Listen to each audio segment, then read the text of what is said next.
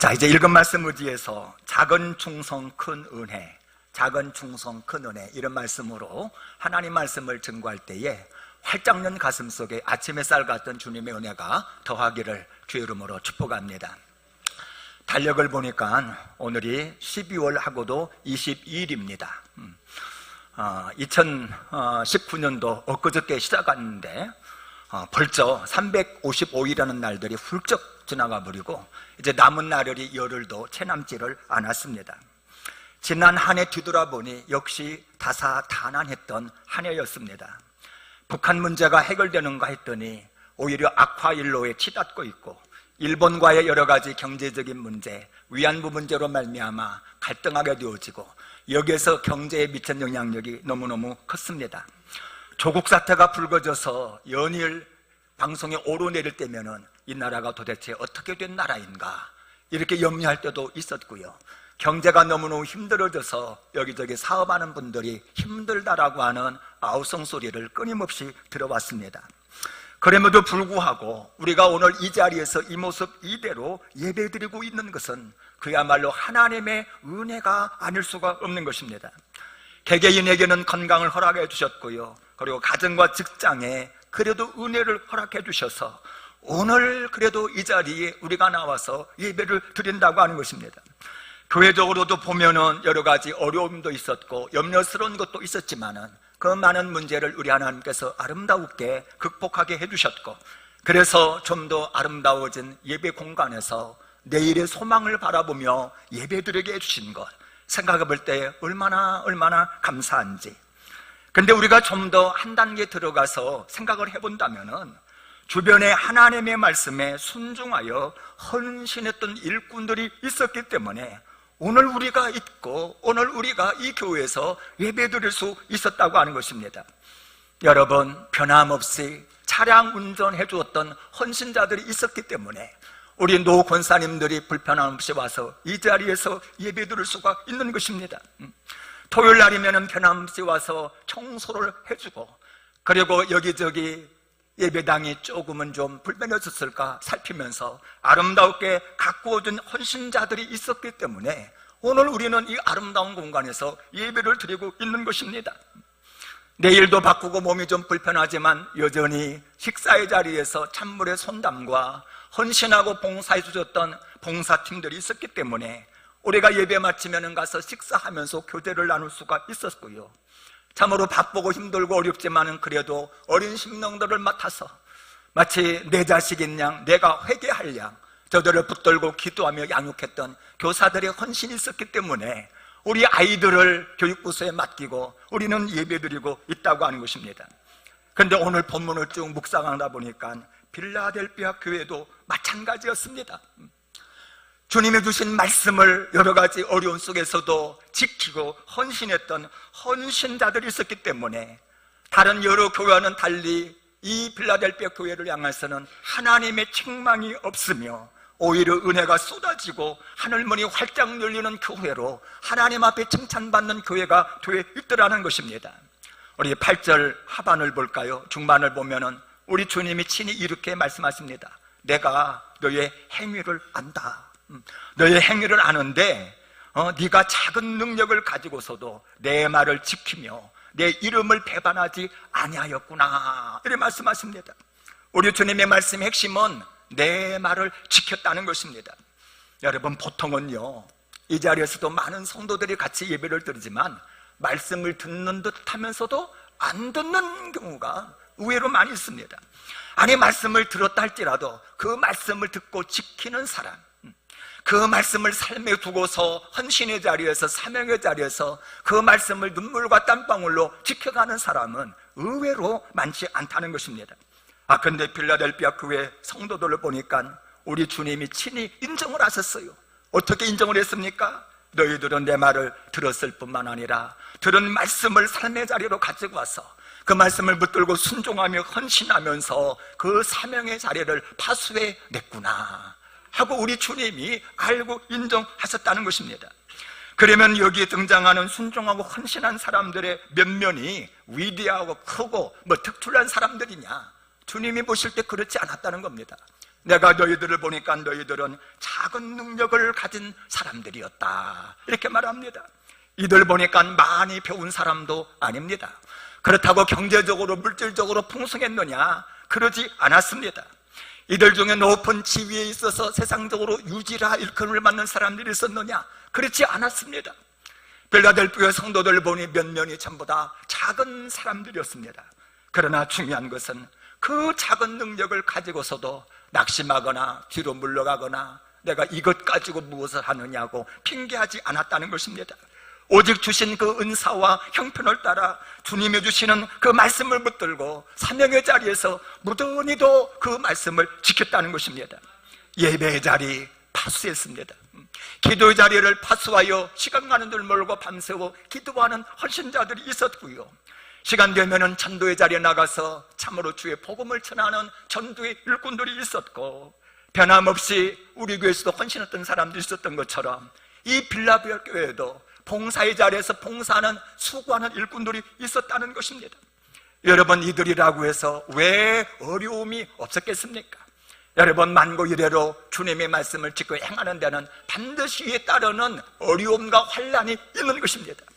여러분, 빌라델피아 교회, 그 빌라델피아 이 마을에도 유대인들이 참 많이 살고 있었습니다. 근데 여러분, 유대인들이 가하는 핍박이라고 하는 것이 상상 이상입니다.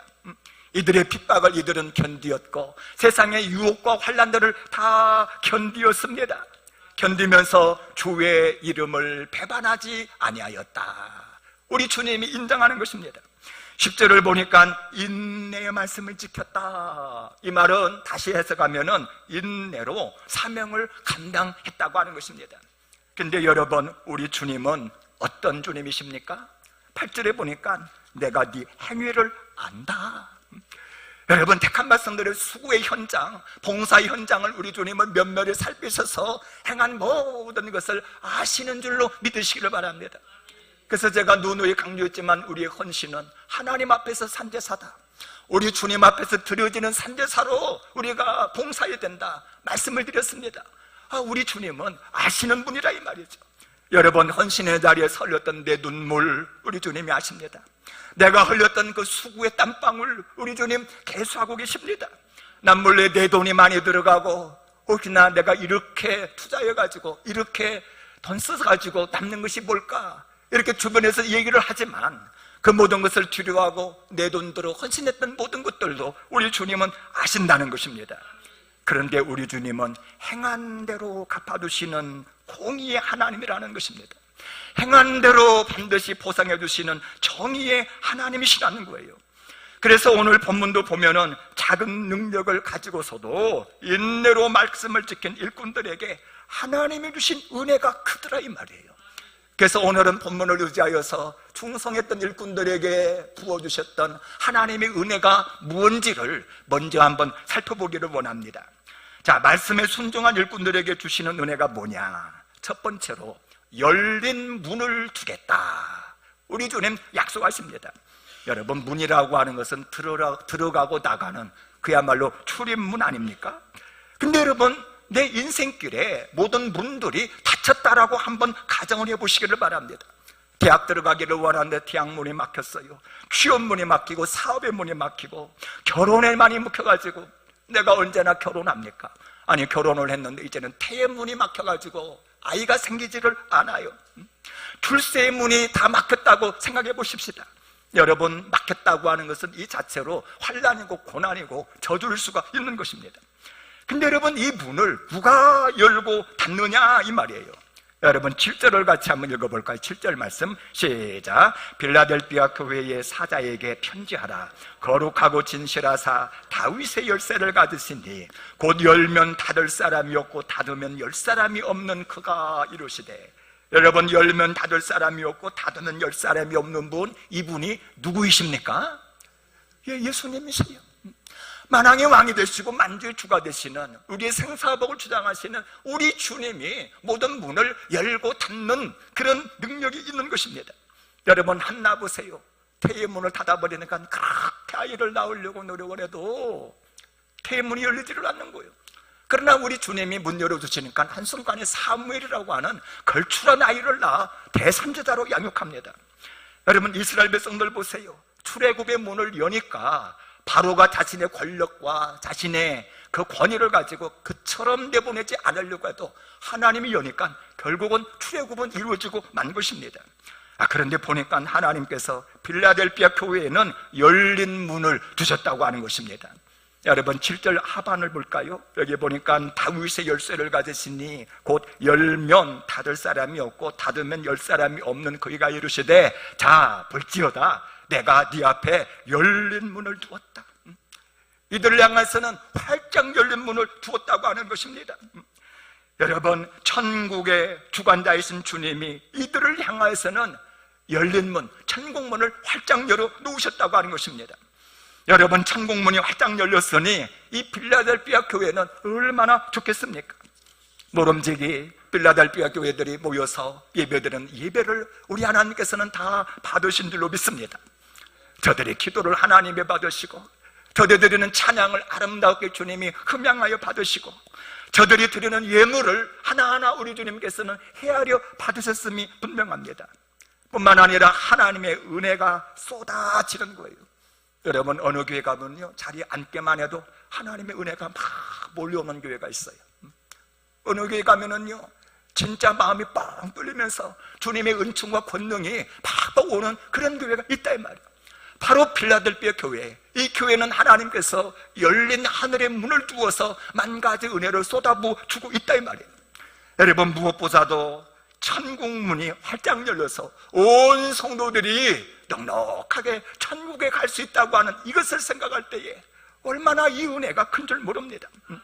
여러분, 우리가 나그네 인생 여정 89년 끝까지 다 달려가가지고 마지막 호흡을 딱 가다듬으면서 이제 내가 들어가야 될 본향집을 생각하는데 세상에 나를 향한 천국문이 딱 닫혀버리고 오히려 지옥문이 활짝 열려가지고 나를 오라고 그런다면은 여러분 어떻게 하냐 이 말이에요. 여러분, 이 땅에서 나름대로 수고하고 봉사하고 했었다고 했던 그런 모든 부귀 영화가 무슨 소용이 있냐 이 말이에요.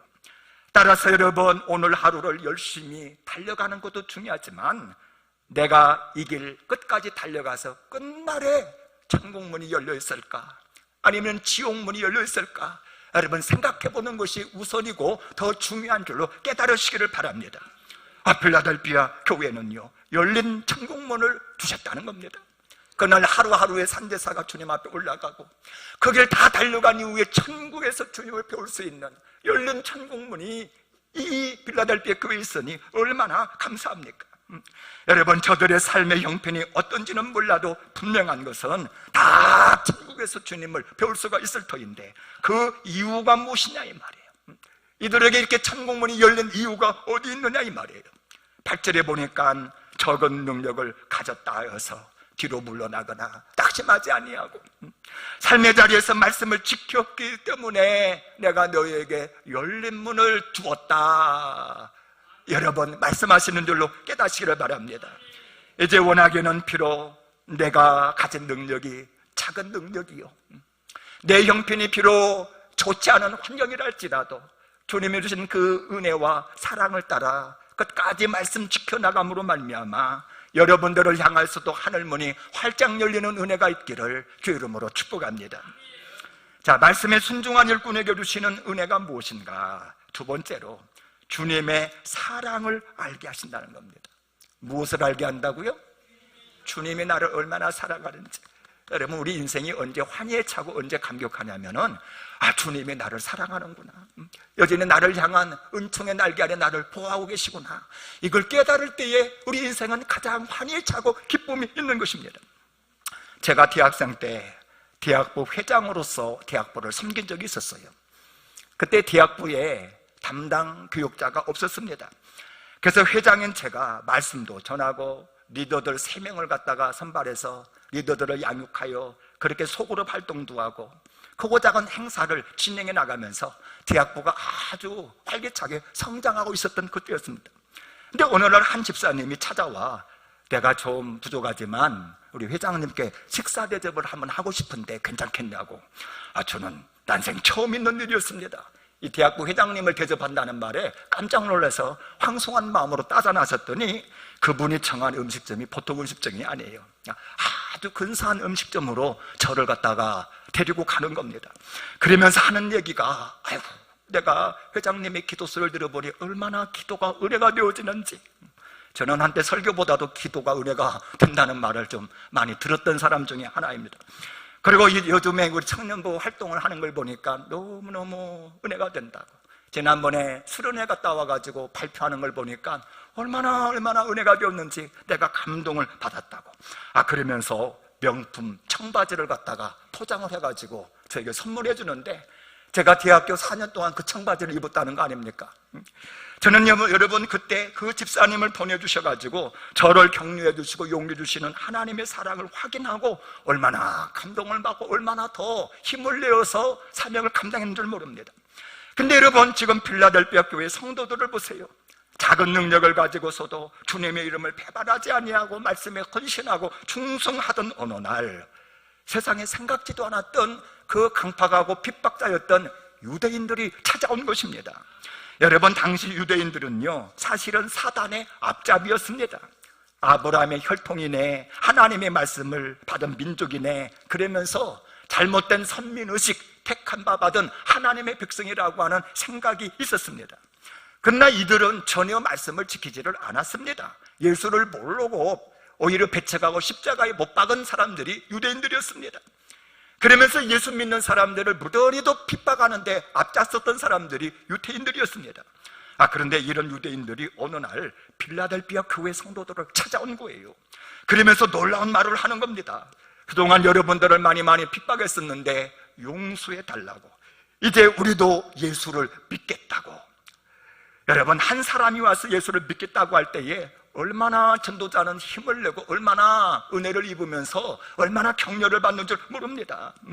그동안의 수고와 눈물이 싹 가시면서 새 힘을 얻었음이 분명합니다. 하나님이 우리 교회를 붙들고 계시구나. 저 핍박자들이 와서 이렇게 예수를 믿는다고 하니 하나님이 우리와 함께 하시는구나. 필라델피아 교회 성도들은 힘을 낼 수 있었고 용기를 내었음이 분명합니다. 저도 올 한 해를 쭉 뒤돌아보면서 힘들고 어려운 때가 참으로 많이 있었지만 그때마다 힘과 용기를 낼 수 있었던 것은 새 가족들을 보내주시는 하나님의 은혜였습니다. 돌이켜보니까 진짜 힘들 그때에 꼭 필요한 일꾼들, 꼭 필요한 가족들을 보내주셨어요. 뒤돌아보니 그분들이 이 모양 헌신하고 저 모양 헌신할 때에 얼마나 위로가 되었는지, 여러분들도 함께 즐거워하고 기뻐했던 것 다 제가 압니다. 자, 그러면 어떻게 해서 이처럼 유대인들이 와서 갑자기 무릎을 꿇게 되었느냐? 우리 9절을 같이 한번 읽어봅니다. 9절 말씀 시작. 보라, 사탄의 회당 곧 자칭 유대인이라 하나 그렇지 아니하고 거짓말하는 자들 중에서 몇을 내게 주어 그들로 와서 내 발 앞에 절하게 하고 내가 너를 사랑하는 줄을 알게 하리라. 내가 너를 사랑하는 줄을 이 일로 알게 하리라 그랬는데 하나님께서 보내주셨다는 거예요. 내가 너를 사랑한다고, 내가 너의 수고와 눈물과 땀방울을 내가 안다고 하나님이 사랑한다는 증표로서 유대인들을 보내주었다는 것입니다. 여러분, 사실 유대인들의 핍박이 있었던 것은 서문학교에도 마찬가지였습니다. 그러나 결과는 완전히 반대로 나타난 것을 우리는 성경을 보면 알아요.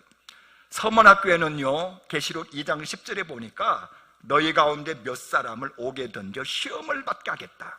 그러면서 주님이 요구하신 것이 뭐냐면은 네가 죽도록 충성하라. 그리하면은 생명의 멸류관을 얻게 하리라. 그러니까 서문학교에는 성도들을 갖다가 유대인들 속으로 보낸 거예요. 핍박하고 옥에 가두어 놓고 아주 하는 유대인들에게 서문학교회를 성도들을 보내어서 그곳에서 더 연단 받게 하시면서 그곳에서 죽도록 충성하라 이렇게 말씀을 하셨습니다. 그런데 필라델피아 교회는 반대로 핍박자들은 유대인들이 교회로 찾아온 거예요. 그러면서 이제는 우리가 예수를 믿겠다고, 우리가 잘못했다라고 이렇게 이 얘기를 하더라 이 말이죠.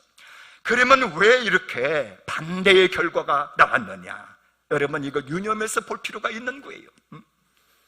왜 반대의 결과가 나왔냐면은 말씀을 지켰느냐 안 지켰느냐의 차이입니다. 헌신을 했느냐 헌신하지 아니했느냐의 차이점이 이들에게는 있었다는 것입니다. 여러분, 필라델피아 교회는 비록 작은 능력을 가진 그러한 미약한 성도들이었습니다. 그럼에도 불구하고 그 능력을 가지고 말씀의 자리에서 충성하며 헌신하며 봉사하며 주님을 섬길 때에 우리 주님이 판단하실 때 됐다, 필라델피아 교회는 더 이상의 연단이 필요 없다 판단한 것입니다. 그러나 서문학교에는 아직도 말씀을 붙들고 헌신하고 충성하는 사람들이 그리 많지를 않았습니다. 이들은 더 많은 연단이 필요했다고 하는 것입니다. 따라서 여러분, 오늘날 우리가 간직해야 될 아주 중요한 신앙의 태도가 있습니다. 우리가 알고 깨달아야 될 바른 신앙의 태도가 있습니다. 여러분, 그것이 뭔 줄 아십니까? 내게 주신 은사가 어떠하든지, 내게 처해 있는 형편이 어떠하든지 바로 내 은사와 내 형편 속에서 충성을 배워나가는 것, 충성하여 사명을 감당해 나가는 이 삶의 자세가 중요한 줄로 깨달으시기를 바랍니다.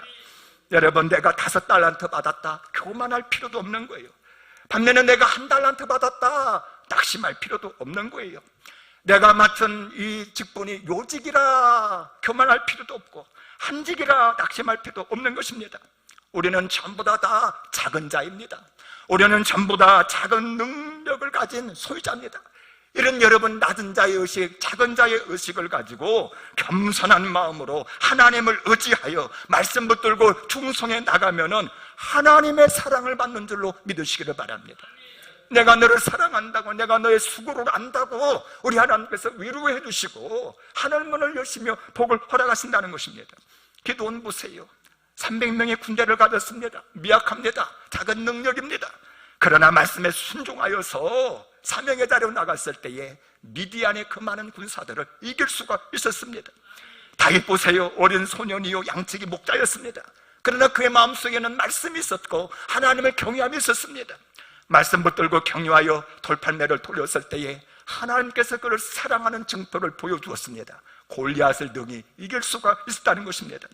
따라서 여러분, 나는 작은 능력의 소유자라 생각될 그때에도 여전히 그 자리에서 우리 하나님을 의지하여 순종하고 헌신함으로 말미암아 날마다 하나님이 보여주시는 사랑의 증표를 감정 속에 누려가시기를 주의 이름으로 축복합니다. 자, 말씀에 순종하여 충성한 종에게 주시는 하나님의 은혜가 뭐냐? 세 번째로 시험의 때를 면하게 하신다는 거예요. 이게 얼마나 귀한 말씀인지 모릅니다. 시험의 때를 면한다.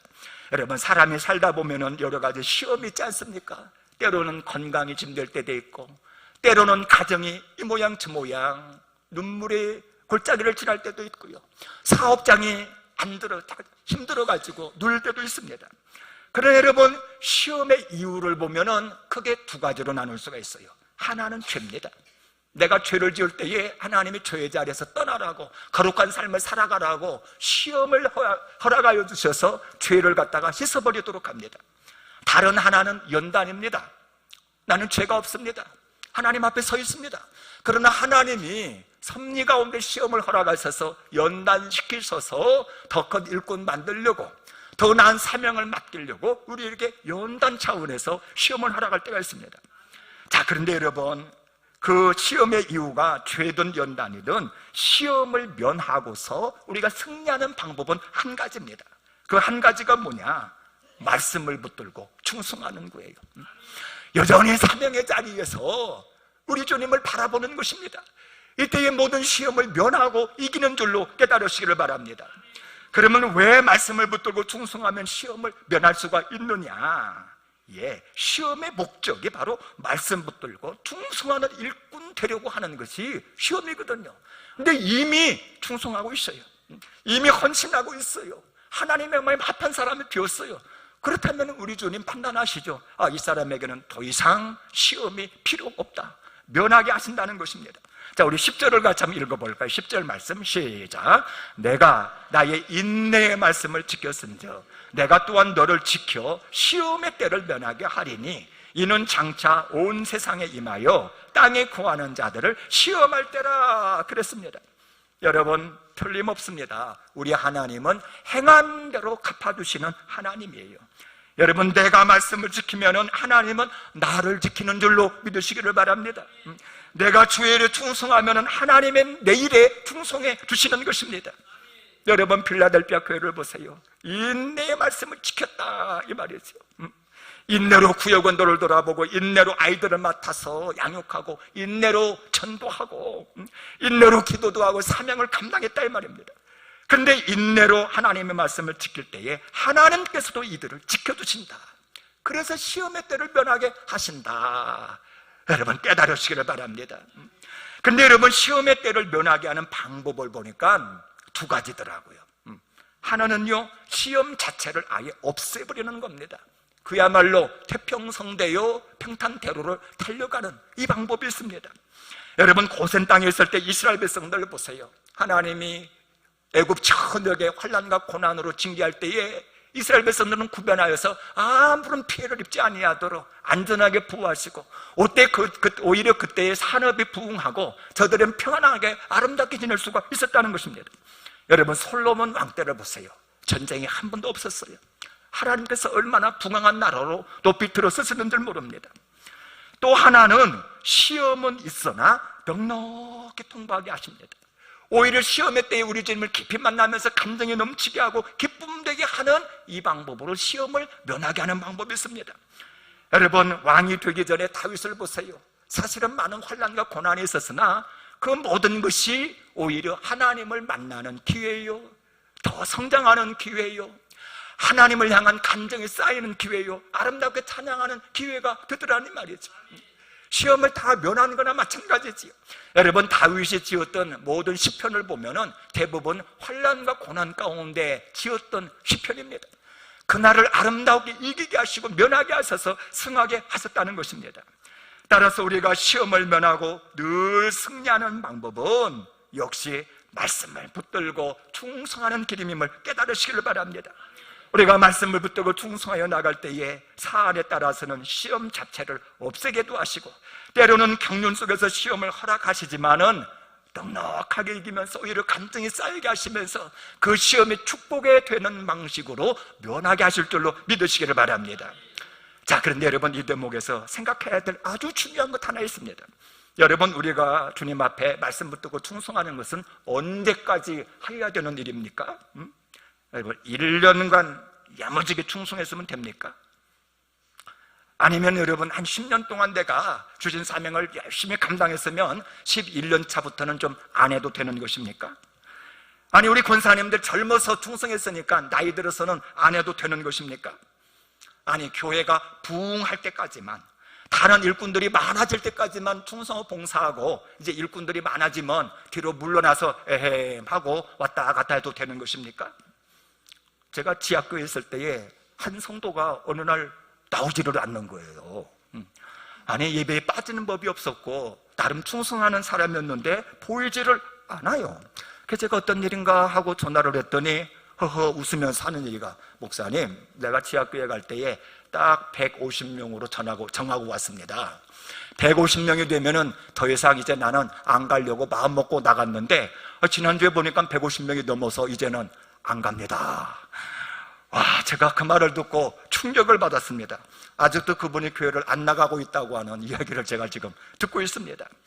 여러분 충성이라고 하는 것은 내가 정해서 기한을 정하는 것이 아니에요. 자, 우리 11절을 같이 한번 읽어봅니다. 11절 시작. 내가 속히 오리니 내가 가진 것을 굳게 잡아 아무도 내 면류관을 빼앗지 못하게 하라. 여러분 언제까지 봉사합니까? 주님이 오실 때까지입니다. 주님이 속히 오신다 그랬습니다. 그래서 그 오실 때까지 내가 가진 것을 굳게 잡으라는 것입니다. 그래서 내가 가진 것이 무엇입니까? 예, 너의 섬김, 봉사와 충성입니다. 사명의 자리에서 이탈하지 아니하고 그 사명을 굳게 잡고 나가라. 여러분 우리 주님의 권면인 줄로 믿으시기를 바랍니다. 왜 굳게 잡아야 되느냐? 바로 이 섬김이, 이 충성이 면류관과 직결되어 있는 거예요. 여러분 만약에 충성했던 종이 충성의 자리를 떠나서 안일함과 나태함과 세상 유혹에 빠진다면은요, 여러분 다 빼앗길 수도 있음을 여러분 경고의 말씀으로 들으시기를 바랍니다. 여러분 마라톤 선수가 출발하여 달려갑니다. 언제까지 달려가야 됩니까? 42.195를 달려가야 되는데 언제까지 달려야 됩니까? 꼬린 지점에 이를 때까지 달려가야 되는 거예요. 아무리 열심히 달렸다 할지라도 한 30km 달리고 도중에 포기해버리면은 그 사람은 상급을 못 받습니다. 탈락한 자, 이탈한 자가 되는 것입니다. 여러분, 사울왕도 보세요. 왕의 직임을 받았을 초기에는 얼마나 열심히 했는지 하나님이 믿어보시고 가는 곳마다 승리케 하셨습니다.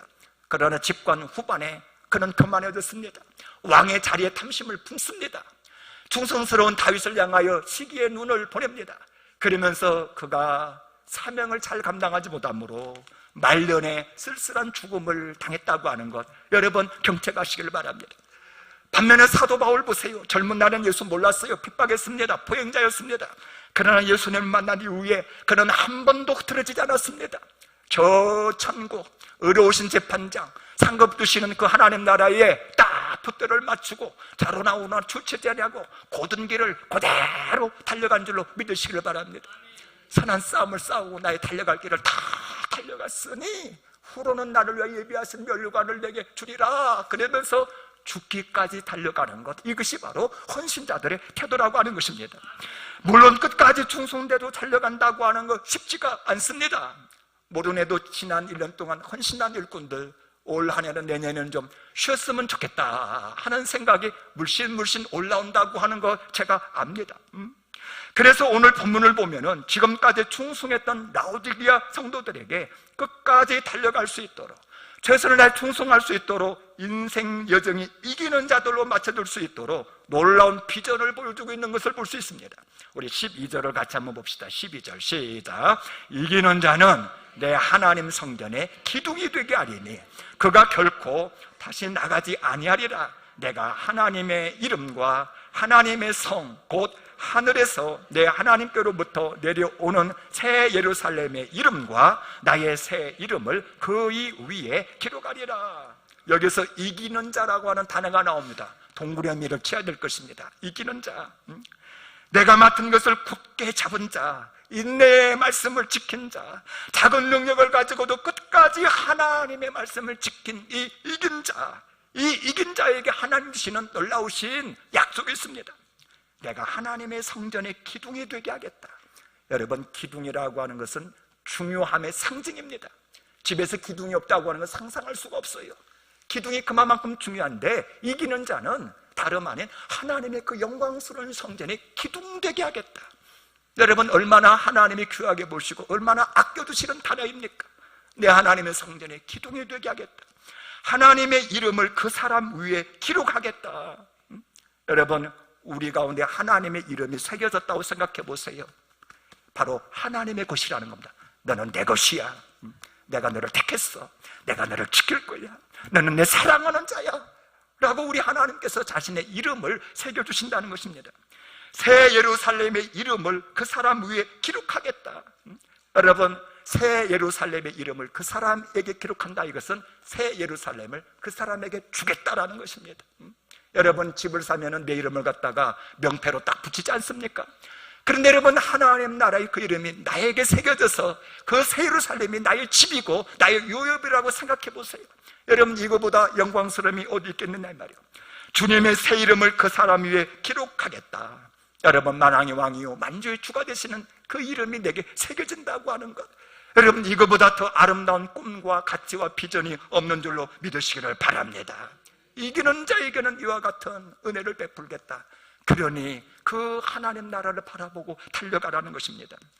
자, 우리 주님은 우리의 행위를 다 아시면서 행한 대로 갚아주시는데, 이 시간 주님의 시선으로 여러분들의 지난 날들을 한번 살펴보시기를 바랍니다.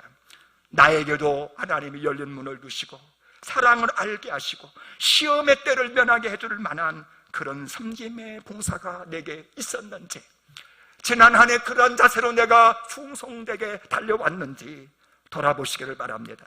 여러분들에게 이것이 있다면 여러분들은 복된 자인 줄로 믿으시기를 바랍니다. 우리 하나님이 열린 문 두시고 시험의 때를 면하게 하시고 날마다 사랑한다라고 말씀하실 것입니다. 그러나 더욱더 중요한 것은 지금부터인 것입니다. 여러분, 잘한 자는 계속해서 이기는 자가 되어지도록 변함없이 달려가기를 주의 이름으로 축복합니다. 우리의 경주는 하나님 나라 이르는 그날까지 쉬지 아니하고 달려가야 되는 것입니다. 만약에 한 것이 없어 초라하고 부끄럽다 생각되어지면 지금부터 달려가시기를 바랍니다. 살아있다고 하는 것은 아직도 기회가 있는 것입니다. 주님께서 아직도 내 생명을 거두지 않았다는 것은 나에게 좀 더 기회를 주신 것입니다. 여러분, 이제부터라도 이긴 자가 되기 위하여서 달려가시기를 바랍니다. 이제 원하게는 다가오는 새날들의 말씀에 순종하여 섬기는 사람, 내가 가진 것을 굳게 잡아 나가는 사람, 이긴 자가 되어서 여러분들에게 주의 이름이 보석처럼 새겨지는 은혜가 있기를 주의 이름으로 축복합니다.